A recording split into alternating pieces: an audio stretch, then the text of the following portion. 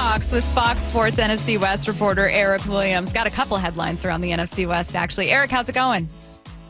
It's going good. How are you guys doing? We are good. I am going to start with just kind of another check-in on the Seahawks and the rest of the NFC West. We've got OTAs behind us, mandatory minicamp in the rearview mirror. The next thing up, I guess, would be training camp, which is, in about a month from now. Where do you see this league this division stacking up? Kind of who's at the top right now before we dive into the heart of the offseason?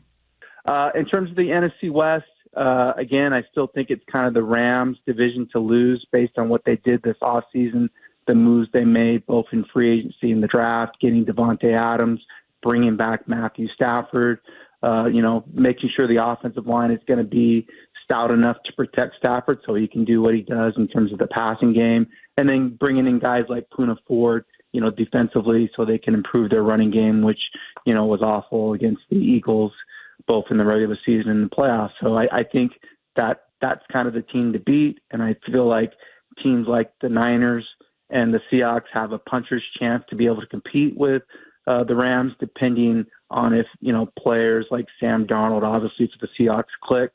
And then for the 49ers, it's really just kind of staying healthy and getting back to where they were a couple of years ago. Eric, one of the big rumors around the NFL right now is where Jalen Ramsey's next home is going to be. And Adam Schefter, I think last week, said he would prefer a West Coast team, specifically the Rams or the Chargers. Let's focus on the Rams here. We all know what he was, his first stint with the Rams, but what do you think Jalen Ramsey in 2025 could add to that LA defense? Yeah, I mean, he's a different player than he was when he was originally here when they won a Super Bowl. He's not a guy that you can kind of stick out on an island and say, lock up the other team's best receiver, and then we'll take care of the rest of the defense. I think he's more of a situational sub-package type player. I still think he's a really good player, but he's a player that would probably play more downs in their star position on the inside to use his versatility, to use his ability to get to the quarterback as a blitzer. He's still a tone setter defensively with the way that he plays and the kind of attitude that he plays.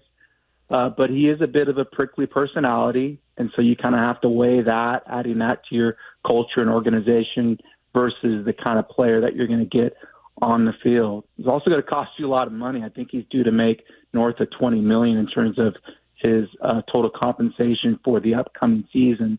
So you have to be able to kind of handle that in terms of your salary cap. When you look at the Rams right now and you look at their secondary, they've kind of been getting by with bargain type, salaries in the back end and really spending their money on the front seven. So I don't know if Les Snead and Sean McVay are going to be willing to pay somebody like Jalen Ramsey to come in and give you what he's going to give you defensively. Chargers maybe make a little more sense. Derwin James is there. He's really good friends with Jalen Ramsey. They share the same agent. I feel like Jim Harbaugh could handle his personality. And I also feel like they're at the point now in terms of their rebuilding effort where they feel like they're good enough to chase the Chiefs. So that might make sense. Or perhaps the 49ers who have, north of $40 million in terms of salary cap space. They need help in the back end of their secondary. And then you look at bringing back, somebody like Salah, their defense coordinator. I think he has a big enough personality that he could handle somebody like Ramsey. So I think those three teams, if you're looking at the West Coast, would be probably the best fits for Ramsey. Again, if they're interested in taking on his salary in terms of where he is at as a player.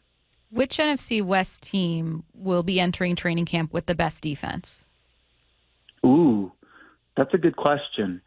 I'm going to say Rams, just because of their front four and their ability to get after the passer, They have some question marks in their secondary, and they have some question marks at the second level of their defense. But I feel like Jared Verse is going to be a potential defensive player of the year candidate, building on what he did his rookie season. Kobe Turner is a really good player. Braden Verse is a really good player. Poona Ford's going to add another dimension. Young is also a guy that can get after the quarterback. So I think just based on their front four, I'm going to say the Rams. Eric, how much do you think Cooper Kupp has left in the tank? I mean, he's obviously been in the division for a long time, and he's, 32 years old this season. You don't see many receivers, once they get past that 30-year-old marker, have a ton of production, but also he's been one of the game's very best, too. So what do you expect from him in this 2025 season? Cooper can still play. He still has gas left in the tank. He can still get it done in terms of creating separation in the middle of the field. I just think it depends on how you use him in an offense.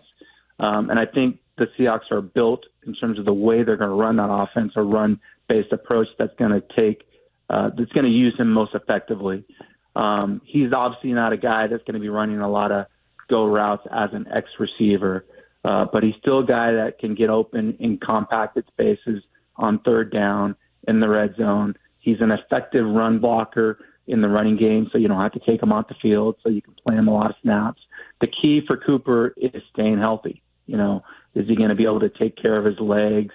Are they going to do a great job of kind of, giving him some maintenance during training camp so that he gets to the regular season, as healthy as he can be, and then during the regular season make sure he takes care of his body so he can last, through a full 17-game season. But personally watching Cooper up close on a day-by-day basis over the last 5 or 6 years, I still feel like Cooper can get open offensively. Sticking with the Seahawks for mine as well. Eric, I think the gamble that John Schneider made with swapping quarterbacks this offseason wasn't necessarily just that, Sam Darnold's going to be better than Geno, but that he could create a more complete team, right? That they could take advantage of Sam Darnold and that Sam Darnold could have some room for mistakes because they'd be able to run the ball, because they'd have a better offensive line. What's your confidence level that they actually do?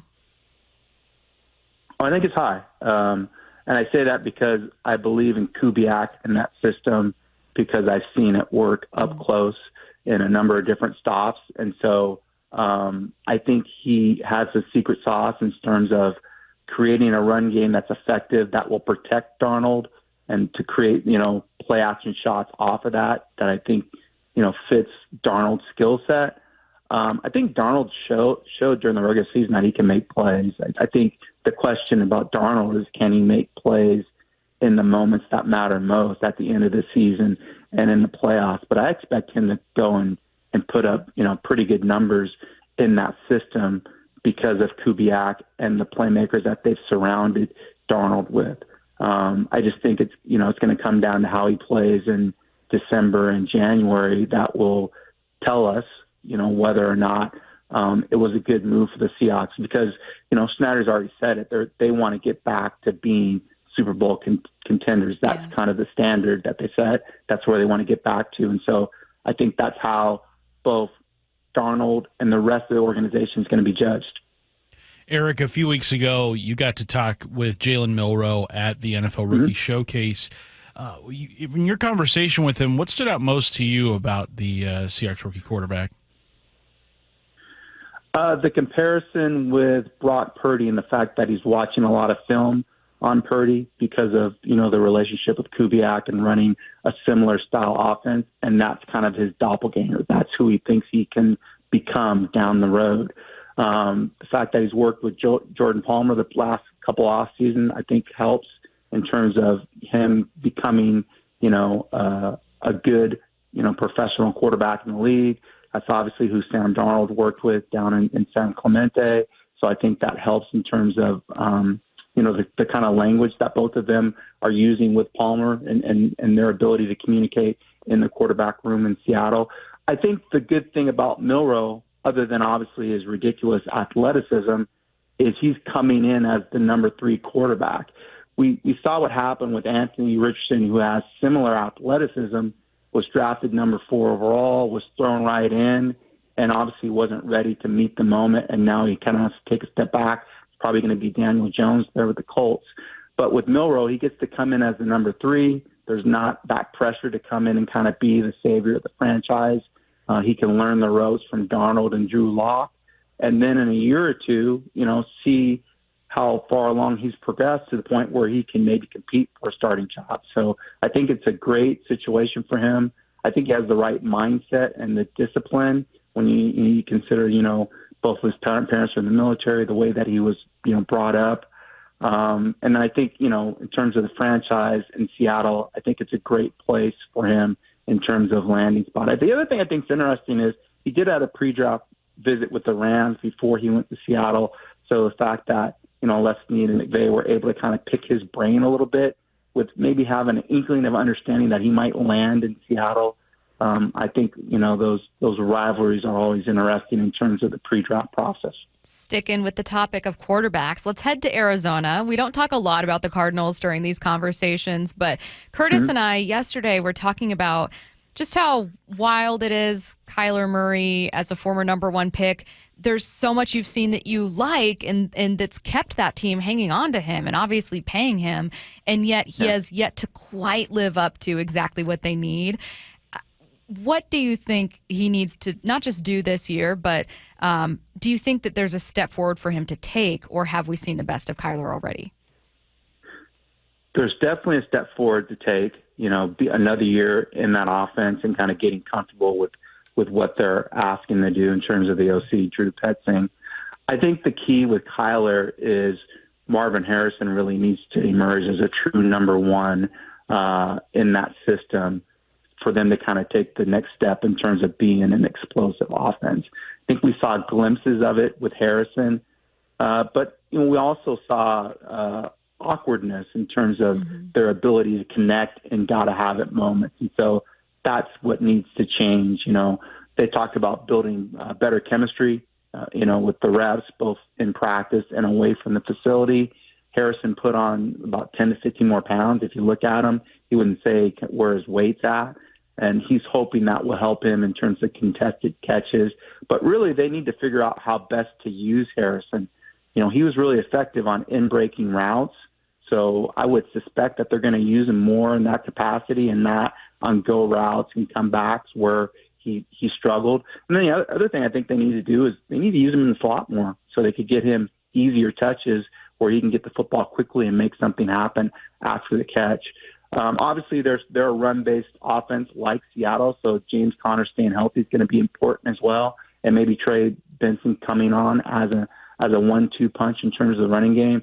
But really, I think it's about scoring touchdowns on a more consistent basis, and I think that starts with Harrison being more effective in his second year. He is Fox Sports NFC West reporter Eric Williams, kind enough to join us on